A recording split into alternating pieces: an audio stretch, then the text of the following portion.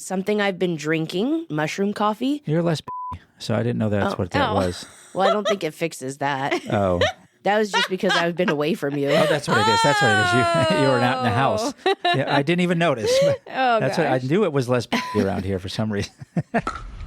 This is Big Dink Energy, the pickleball podcast that's half insight, half nonsense, and all entertainment. If you love pickleball, don't take yourself too seriously and think a little trash talk makes the game better, welcome home. This is the place where life and pickleball intersect. We celebrate the chaos, call out the nonsense, and put the fun back in dysfunction. You're either in or you're out. And if you're still listening, you're in. So let's go. Big Dink Energy starts now. Put it in your mouth and taste it. It's good for you. What? Oh, sorry. No, this is the official podcast of Pickleball, coming live to your ear holes. Now listen up, listen, lean in, turn your radio up. We have a sponsor. Let me tell you about, when I say Dink, you say Dash. When I say Dink, you say Dash. Yes, I'm going to talk about Dink and Dash, the app that you didn't even know you needed. It isn't for pickleball players obsessed with rankings. It's for the people who remember the courts they keep coming back to, the people they keep running into, and the road trips that started with who's in, and the memories that deserve more than a camera roll. Yes, yes, yes. Over 170 players are already inside. People you already know, like us. That's a reason to get in for sure. And it gets more fun with more people. Check in at courts, build your home court passport, add pickle pals. Why not? Climb court leaderboards, earn badges, complete challenges, and save and share your pickleball memories. This is for you. This is the swimming pool you want to be in. Free, no ads, new features and updates every week. Go search Dink and Dash in the App Store or Google Play. This is your permission to do it while you're driving. Go search Dink and Dash in the App Store or Google Play. So this is there's this we're going to talk about. I'm going to talk about without having a stroke. Apparently, what just happened? Are you okay? Does anybody else smell toast? Why is that? Face. What is going on? So people recommend stuff all the time, you know, a book, a podcast, you know, so I feel like all three of us are doing something different at any given time. We're reading a book, we're listening to a podcast, we're watching something. So I just thought we'd toss it around the room, you know, what's in your wallet, so to speak? What's some things you recommend? Okay. So something that I'm loving right now are my UFA shoes that were recommended to me. They're recovery sandals. And are they diabetes sandals? I absolutely love them. I posted about them on our Instagram. They are amazing. I love them. Nice. You brought them to my attention right away. Like they're amazing. Like someone was gatekeeping those. Yes, somebody was. And you unlocked it. They look way better than Crocs, feel way better than Crocs. So that's something I am absolutely loving right now. Something that I'm using right now is my Dink and Dash app. I've been using it to save my courts and memories and all the random chaos. A book I've been reading is The Richest Man in Babylon. It's my second time reading it, and I absolutely love it, and I highly recommend it for every single human. Yes. They definitely need to read. I've never even heard of that book. The Richest Man in Babylon. It's a little hard. It's a little hard read. It is, but it's so good. It's so good, especially, you know, just finances, and it just will give you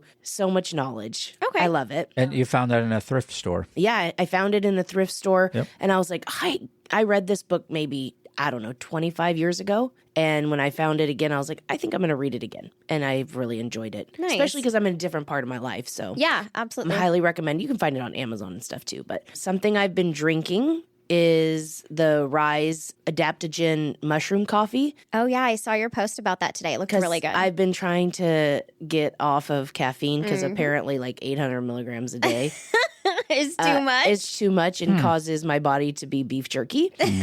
So I've Disagree. More caffeine. I've been using the chai version, and it is so good. And I've noticed a difference just within the first week. So that's something I've been drinking. You're less bitchy, so I didn't know that's what that was. Well, I don't think it fixes that. Oh. That was just because I've been away from you. Oh, that's what it is. That's what it is. You were not in the house. Yeah, I didn't even notice. That's what I knew it was less bitchy around here for some reason. Something I've been eating is way more yogurt than any adult should probably admit to. Yeah, It's like a snack. Lots and lots of it's Greek a full yogurt. meal.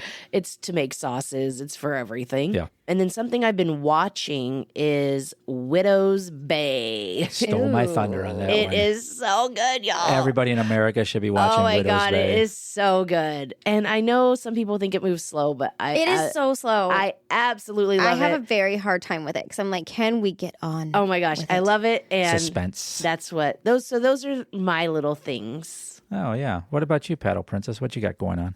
Some things that I'm really, really loving and that just make my day a little bit happier are my new MacBook. For those of you who don't know, Yes. my laptop that I used for podcasting, for work at home, for everything was from 2012. So you can imagine how horrible it was to work off of. I used to come in here, have a whole setup where I had to plug it in. I had to buy an external camera. It was a whole thing. So I'm loving my new MacBook. Also, I completely pinked it out. So it's cute, it's girly, it's functional, and I love it. I have also pinked out my office. So I got that creamy pink keyboard. I've got my mouse that uses the thumb roller ball instead of having to move the mouse, which I love. God forbid we move a mouse. I hate doing that. It drives me nuts. We're I weeks love away the from a thumb injury.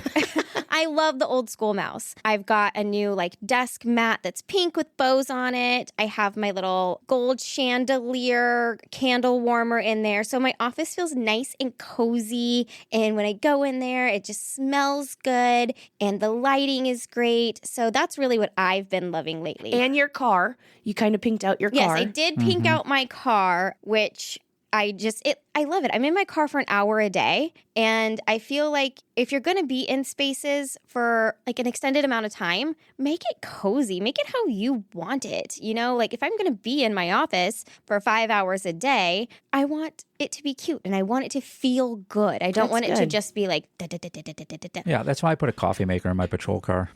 Just want it to feel cozy in there. Hard, when you're in a pursuit, hard to make a pot, but not difficult. So a couple things I'm reading. The Last House on Needless Street is a book. It's a horror kind of thriller. The interesting thing is there's 3 narrators though. It's a guy, his daughter, and their cat is also one of the narrators. Oh, interesting. Yeah, and then you think you know what's going on, and then you don't. And like not everybody's reliable in their narration. The cat is like one of the most reliable. So, Interesting. Yeah, Does that just frustrate you? Yeah, I feel like I would be frustrated. and it does. It does. It jumps around from narrator to narrator. Oh, So yeah. you got to remember who started the chapter when you're reading it. I'm too ADHD for that. Yeah. No, it's good. I started it on the plane when I was traveling last week, speaking at a conference. And then my buddy Alan Hughes, he's in the church safety and security world with me. And he wrote a book and he sent me a preview of his book. Oh, that's awesome. Yeah, from sheepdog to teammate, and so far so good. It's looking really good. It's kind of challenging the sheepdog mentality, where it's kind of we almost think of it like us versus them, like they're protected versus the protector. But he's taking a different spin on that, so I like that. I haven't gone too deep into it. And then something I'm watching outside of Widow's Bay. Yes. I could not get into it. I get into these TikTok things, and this is a girl, Kelsey Fendler. She's rowing. Oh, I Yes. saw that. Yeah. Rowing I've been solo watching from her every California day. to Hawaii, trying to be the Yes. first woman, 24-foot boat, 2,400 miles of open Pacific Ocean. If she does it, she'll be the first American. And it's just intriguing because it's actual rowing. You know? I can't even do the concept rower. No, like, I do without, the concept. I do my 2,000 meters, and I'm like, okay, I'm done. dead. I'm dead. I'm done. Yeah, Exactly. this thing was designed to kill a person. And the other thing is like the sleeping. I can't imagine because it has an auto navigation Oh, system. I could never. And- That sound. Oh, And just yeah. the itty bitty confined space that she's in, where like Yeah. her legs are underneath that shelf thing. Yeah. I would literally have a panic attack. I can't even. No, I can't. Now, something has been newly introduced into my life is dirty sodas. Yeah. You don't know where dirty sodas come from? I don't. From Utah, from the Mormons. Real? Oh, Yeah, because they yeah. can't have They can't drink coffee, coffee, tea, or alcohol. alcohol. So they went wild Ask and those soda. Mormon wives; they be doing a lot more. Yeah. So yeah, they there's a brand out there, or there's a franchise out there called Swig. We haven't tried that yet. Yes. There's one in Austin. But my dear wife makes me dirty sodas, and I absolutely love it. You don't have to be dirty to drink it. Ask And them more But They're now really, they're really good. everywhere. Like Yeah, you they can are. get a dirty Baja Blast at Taco Bell. Yeah. Yeah. And I'm sorry, but that much dairy in me, no. Yeah, I know. No, no It's one just a wants splash. that. Yeah, It's just a no, I splash. can't handle it. I can't do it. Usually I'm a Scotch guy, high dollar Scotch, of course. We can make dirty scotch. No, thank you. No. Milk and alcohol. No. Sounds good. No. Nope. I can't even do cream-based alcohols. No. Oh, you don't like a White Russian? No. Well, on our racist. cruise, what did we get on our cruise? Chocolate martinis. Yeah. I do like a chocolate martini, but not a cream-based. I cannot do cream. Oh, No, well, use that knowledge as you will out there, internets. My stomach cannot handle it, and everyone will be offended if I do it. So we're not doing that. So that's where I am, still in recovery from my knee surgery, my total knee replacement, but been running lately. Yeah. Nice. I don't know if I was supposed to, or I am supposed to, or I'm denting the thing all up. I don't know, but I'm doing it. It's not fast. It's not pretty, but it is something. Yeah. Good for you. I didn't know that. And of course, coding. I've taught myself how to code, building some software apps for different clients, and just taking a new path in life on that. It does slow me down a little bit, and it is. You can refute the old. You can't teach old dogs new tricks. That's true. That's awesome. I really enjoy the things that you and Stephanie have both been creating. It's been making my life a lot easier. So I appreciate y'all learning how to code. I love it. Yeah. Well, tell us what you got into. Tell us some books. Tell us some food. Tell us whatever you want to tell us. And where could they go if they wanted to tell us something? BDEpodcast.com. That's right, BDEpodcast.com. Get up in there.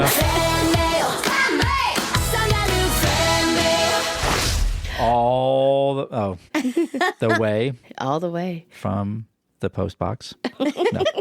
From the electronic mail. That's email for you folks out there. So this week, IO Pickleball Apparel reached out and asked if we were coming to PickleCon this summer because in their words, we are, quote, good energy. Yes, we are. We always appreciate hearing from people in the pickleball community, and messages like this absolutely make our day. So go give at IO Pickleball Apparel a follow on Instagram, and be sure to check them out at PickleCon this summer because they'll be there too. Oh, so fun. PickleCon. Gotta get that last word. Last word.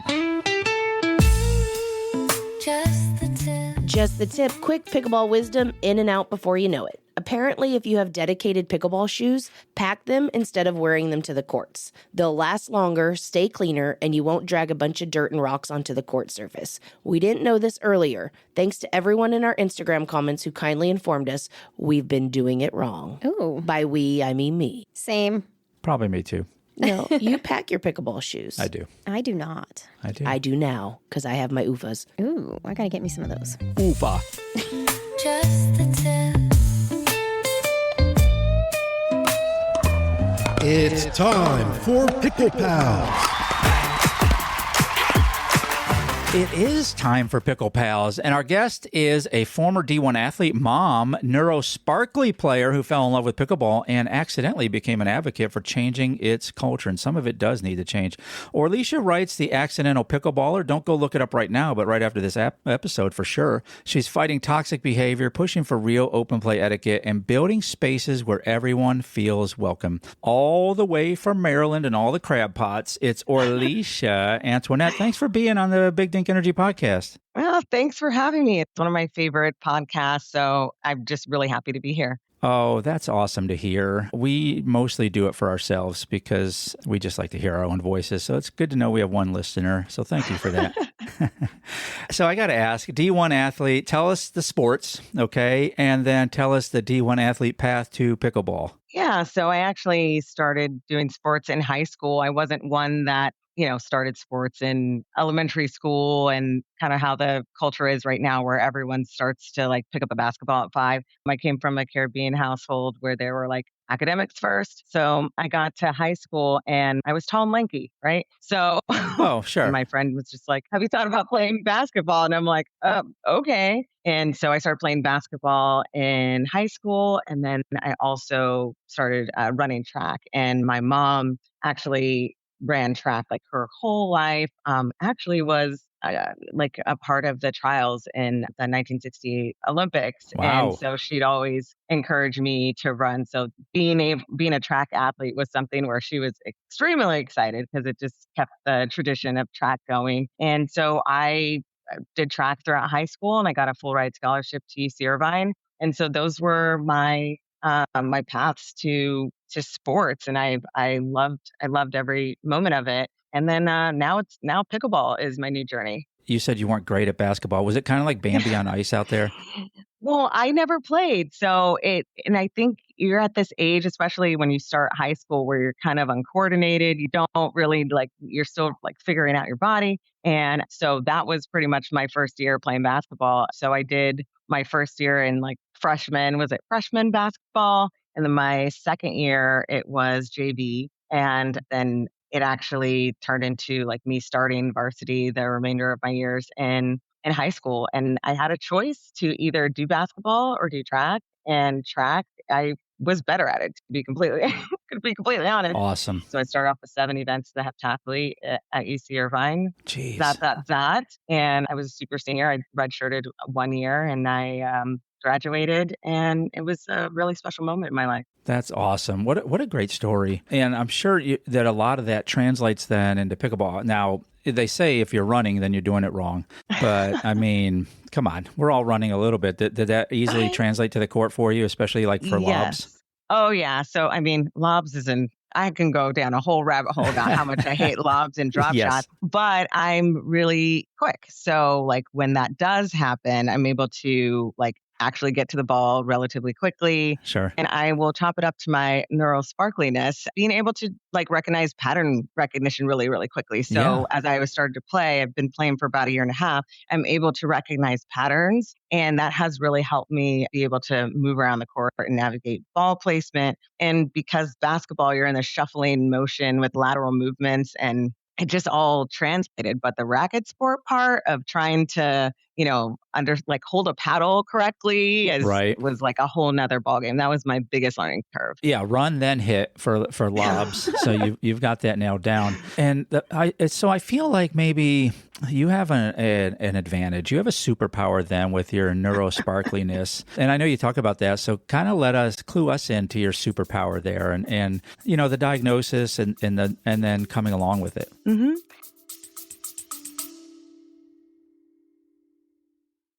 Hey, listen, if you're over 40 and your body is starting to file complaints, we get it. We live it. From pickleball to peptides and everything in between. Between the four of us, we've spent years figuring out what actually works. And we put it all in one place for you at bdepodcast.com/over40. That's bdepodcast.com/over40. Now, back to the show. Yeah, so I was diagnosed about 2 years ago. It was around the time where my son was also getting diagnosed, and I recognized, this may be genetic. Mm-hmm. Throughout my life, especially like with grades and everything, I overcompensated. So I was very good at putting systems in place and checklists because I knew if I didn't do that, like it would be really hard for me, especially just keeping track of a lot of like projects. And what helped me be especially successful in my professional career, I did philanthropy I am in philanthropy for about 16 years. I've been doing fundraising for nonprofits around the country and doing some advocacy work, and being able to put like projects together, being able to see like long-term sustainability, short-term goals was something that was really, really helpful for me. So anyways, going back to the diagnosis, I remember being like, man, it's harder for me to do the things that I was doing before that I had overcompensated for. And with more research and just understanding the diagnosis, I recognized that a lot of women, especially after having kids and they were undiagnosed, that it actually increases. So the executive, I would say, like I call it dysfunction. The executive functioning actually gets worse, and a lot of women are trying to figure out like what's going on. Like, why aren't these systems that I'm putting in place like working as much as they were before? And so there's like a little brain chemistry that changes after you have kids. So I ended up getting diagnosed, and it has really been a journey for me of just understanding myself, understanding the diagnosis. And then for me, being an advocate, not only for my son, but for myself when it comes to just understanding like the things that I'm great at. Like I'm really great at being like creative. I'm really great at putting like projects together. I'm really great at, connecting with people and reading a room really, really well. And I think that all of that attributes to, just my being. The other side of it is also that sensitivity, the emotional sensitivity. So, when I see things that are not like that, people are not being treated fairly, and Sure. people are not being treated with kindness, there's like a visceral reaction of like, this is not okay. And that's so a part of like the neurosparkliness is like, you can't sit back and see things that are like unfavorable to other people. And it's always been a part of my purpose to make sure that everybody is represented, everybody is treated fairly and kindly. So as it relates to pickleball, that's also some advocacy that I'm taking into me being a part of the culture and playing pickleball every day. I love that. I love that because, as much as you recognize patterns, then you also, by extension, you recognize when patterns are interrupted. And those are those things where, like, people should be more kind in this situation and they're not. That's a pattern interrupted because, we're set pretty much to be kind to one another for the most part. When you see that interrupted, I'm sure that just brings out the overall mama bear for the situation. And and it's great that you raise your voice about that too. And and that comes across in your writing too with the Accidental Pickleballer. I love the voice that you're bringing to that. And so tell our listeners a little bit more about the Accidental Pickleballer and your Substack. Yeah, so I started the Substack like the end of March, and it was also just something therapeutic. I always chop it up to being my love letter for pickleball. Like pickleball really changed my life in significant ways back when I first was introduced to pickleball, which was just an open play introduction. During that time, I had recently gone through a divorce. So I'm just like picking up the pieces of my life. And I'm also like balancing the time of like when I don't have the kids versus when I have the kids and just figured out what my new normal is. And I've always been someone who is athletic and feels that a part of health and wellness is a part of moving your body. For sure. And there's some endorphins that come along with it. So, I started pickleball and it was life changing. It was a way that I was able to challenge myself. It was a way that I was able to connect back with the real like world again. Right. And it really, I think, helped just mentally, physically. Folks come through a lot. Like pickleball meets people in so many facets of their life, whether it's, maybe they're going through some life changing things like myself, like a divorce, or maybe, they were dealing with some depression from isolation. Maybe, they just are alone and wanted to be able to connect. And this one sport that brought people together with a wiffle ball and a paddle, which is like a communal sport, allowed people to get together. And so that was what really changed for me. And I fell in love with it. So it's not just, I want to get better and that's a part of it. But the other part is the communal aspect of pickleball. I think we are communal beings, and it really changed my life in an impactful way. So when I thought about writing the Accidental Pickleballer, I didn't expect anybody to read it. I think it was just a therapeutic process of just like, hey, I'm just going to talk about pickleball, and I'm going to talk about like the things that have like brought me joy over the last year and a half. And if anybody reads it, whether they're a mom or whether they are, deciding whether or not to pick up a paddle, or they've been introduced to it, but was like shy, maybe through my storytelling and also my experience through pickleball will encourage other people to join the sport. I think a lot of people join the sport or stay in the sport because they're able to connect with community. And that's something that's really, really important. And it's the heart of pickleball. Yeah, it makes so much sense what the therapy side of it, because we talk to so many people where pickleball has just become a therapy for them.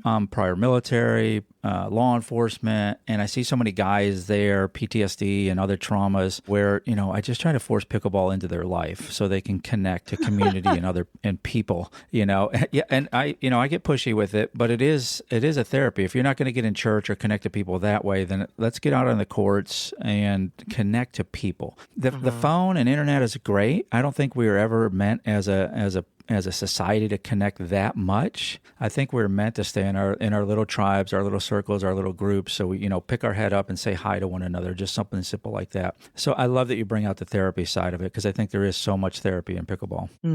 Yeah. And I've heard so many different stories and people who have reached out to me and just like, yeah, it's like my form of therapy. I'm like, yes, still get a therapist, because that's also something that was tangible with going to pickleball. But I wouldn't be who I am today without pickleball and also my faith. For sure. Oh, yeah. Yeah, absolutely. Mhm. I don't know how people do it without faith. So you mentioned trash talk and aggression and burnout and trying too hard just at rec play, at casual play. And that's not unique to Maryland for sure. Do you have a finger on the pulse of why that's happening or why that happens in these spaces? I think pickleball has evolved. It's still a new sport, but I think the people who are shaping the sport are the folks who play every day. Shout out to the pros. I love watching them. I love connecting with them, but it's really the regular schmegular folks who go on the court and really build community that are really shaping the sport and bringing people together daily. And so as I started to see more not only toxic energy that's happening in the culture just within my own like neck of the woods around like open play, it just was something that I felt like needed to be called out because Sure. I actually experienced, I remember one of the first times, probably a week that I started playing pickleball. I mean, it was fast. Like the first Yeah. day I started playing was just like a regular open play with some friends. And then like the next day I did like pickleball 101 and the next day pickleball like 102. And then Yep. I'm starting to go to like open play. So it's really just like a fast introduction to pickleball. And I feel like a lot of people go through that. And I remember even the first week, like I'm hitting balls all over the place. And, there's folks from all different ages. And in our neck of the woods, was an open play, and open play is for everybody. Right. But there still started to be like, oh, like you need to go to this side, or you need to like maybe Yeah. be over. You're not quite at this level. You need to go over here. Yeah. And I was like, I thought open play is like for everybody. It's supposed to be like a fun thing. There was one incident where I went on the court to play, and there was just like a shift in energy. And I was hanging in there, I mean, I didn't hit that many balls out, but someone literally walked up to me, paused mid-game, and was like, I think you need to go over to that court because I think that's more your level. And I remember being like, first of all, I'm not going to go off on this old lady, but, I'm like, this You're isn't about to get a Selkirk tattoo. I was like, this isn't what it's supposed to like feel like. And I remember from that day, like I went to the other court, they were great. Like, Sure. It was great. But I remember going to the other court and feeling like really like defeated and like not accepted. And when you go to pickleball, that's like my place of like freedom and like release. And, I remember thinking, this sucks. Yeah. But no kidding. I will make sure when I play that I will not make other people go through the same experiences I did or that happened to me that day. And so I've been a really big advocate, even if I've moved up different levels and now there's different types, there's like open play or like 3-5 open play or higher intermediate open play, if somebody doesn't want to just play with everybody, if they really want to focus on their skills. So Sure. My thing is, if it's open play, you know what you're coming with. Everybody's right. at different levels. That's and right. I'm also not going to not play with someone because I'm better than them. Mhm. If I'm in a 4-0 advance when they're still like in between and they're trying to work their way up, play with them. Like they're wanting to work on their skills. If you want a specific level, then go to that specific level. And open play is not one of those. So for me, even if I move up in different levels, I still play with everybody. I still go to all the open plays. And in the back of my mind is I want to be the type of partner that encourages folks to keep playing, because if I wasn't as, if I decided to not come back based on that experience, I wouldn't be able to experience the type of joy that I have that pickleball has That's brought right. me. And in order for us to really change the culture and welcoming people, we need to be better. And you never know what someone goes through when they walk through that door. And you never That's know right. what is happening in their life. And that shutdown can make people not come back to the sport. And that's something that we don't want. Yeah, you're absolutely right. And I love how you described your start with pickleball. You tried it, and then you're in pickleball 101 and 102. Pretty sure that's how meth addiction also starts. They try it, and then they're in meth 101, meth 102. That's exactly describing pickleball for sure. So, what advice?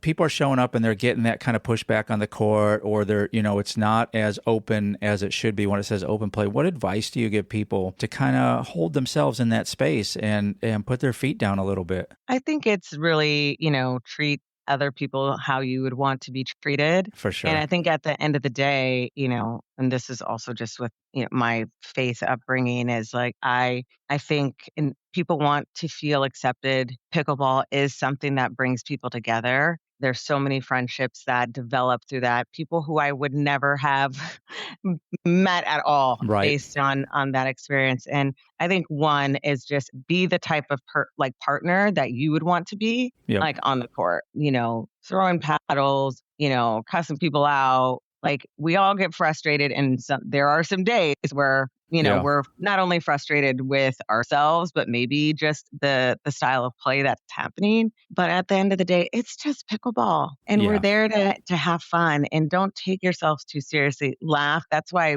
do the laugh at the whiffs. I share, with my Insta pages and TikTok is like, that's why I share all the whiffs. Look, if I'm out here and I've been playing for a year and a half and I love it, and there are things that I'm getting better at, there are also things that I'm like, things that happen on the court that are hilarious. Like we need to be able to laugh at each other and just really enjoy the space and time that we have with each other. I agree. Yep, absolutely. And I'll just say, when you're up in the 4 and the 4-5s, come back down to us 2 and 2 9s because we laugh a lot more down there. My We're not God, serious. So much fun. Yeah. So much fun. It is really a lot of fun. And it's interesting because like we can go into dupers, but my duper is actually like my duper right now is like a 3-4. But like I've been playing at like our local pickleball courts is like 4-0 advanced. So I've been playing in that group for a long time. And,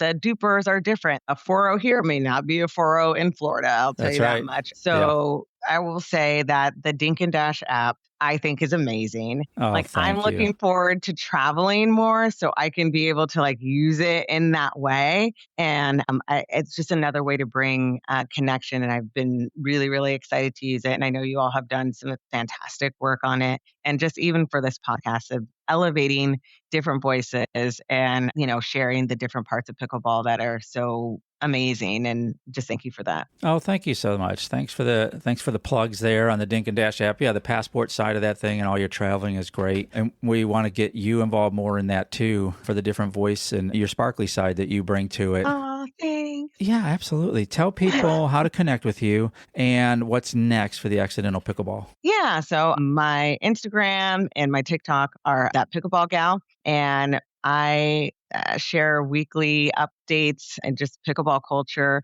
on my Substack, which is the Accidental Pickleballer, and connecting with different, I call it like the underground pickleball scene. Oh, yes. And really I like that. elevating some diverse voices in pickleball because, there's a huge Atlanta scene around like Black pickleball culture, also over in like Dallas and Houston. And like that's not really elevated. There's also just all of these different types of cultures that are really elevating pickleball. And it's like infectious because pickleball is such a amazing sport. And I don't really see a lot of writing about that. I don't really see a lot of opportunities for folks elevating that. And I want to also elevate other content creators. I didn't consider myself a content creator. I thought I was kind of cringy being like a 40-year-old now. Whoop, whoop, just turned 40 last week. And I'm like leaning in to try to do things that are fun and to bring joy and bring that representation and encourage people along the way. Awesome. Yeah, sometimes you got to do it scared. Do it scared and be able to give back to pickleball all that it's given to me. Awesome. Orlicia, the Accidental Pickleballer, thanks so much for being on the Big Dink Energy podcast. We love having you and we're going to stay connected. Oh, thank you so much. Really appreciate the time. It's time for Pick 6. Yes, it is. Pick 6, where we take one question and we each bring 2 answers and immediately regret to this segment. This Pick 6 is worst things to whisper to someone. The worst things you can whisper to somebody. I think that's blood. Nice. Nice. Your leggings are doing a lot of unpaid labor right now.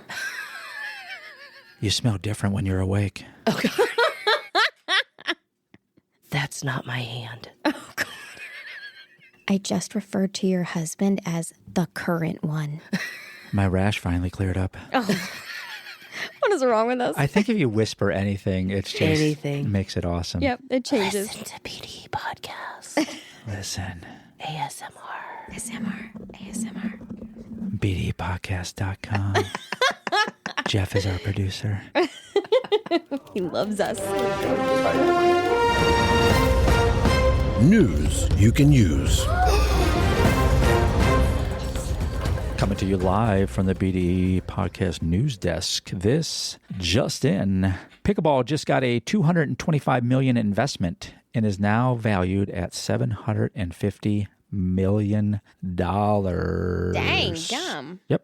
On May 1st, Apollo Sports Capital and billionaire Tom Dudden, bring me some of that energy, Tom, owner of the Carolina Hurricanes and Portland Trailblazers, invested $225 million into pickleball, creating a new parent company called Pickleball Inc. Sounds like a great place for BDE Podcast, the official podcast of pickleball there, Tom. Yes. Get us over at Pickleball Inc. This isn't some small-time deal. The company's valued at $750 and merges the PPA Tour, Major League Pickleball, Pickleball Central, Pickleball.com, and Just Courts all under one roof. Dang. Wow. Yeah, That's impressive. Yeah, we're doing some things. So you guys just thought it was a backyard game made for kids. No longer. Wow. Got real money behind this thing. That's incredible. Yep. 24 million players in 2025, and now the fourth most played sport in the country. Wow. Yep. Pro athletes can earn a combined $33 million in prize money and payouts, averaging over $260,000 in annual salary. We'll see what I get at the Cash for Dads event we're going to go to. There you go. And PPA recently set an all-time TV viewership record with 791,000 average viewers on CBS in January of 2026. On our way to the Olympics, I'm telling you right now. That's incredible. That's awesome. That's it for this episode. Unless you've got something to say, think we got it wrong, have a better take, we want to hear it. Find us at bdepodcast.com or at BDE Podcast on the socials. Drop us a message. We might just feature you in the next episode. If you had a good time, well, samesies. If not, maybe try again. We grow on people. So you know the deal. Follow the show, tell a friend, and leave us a review. Or just pretend this never happened. Until next time, keep the dink soft and the energy big. Oofa. Oopa. Oopa, loopa, doopity doo. Okay.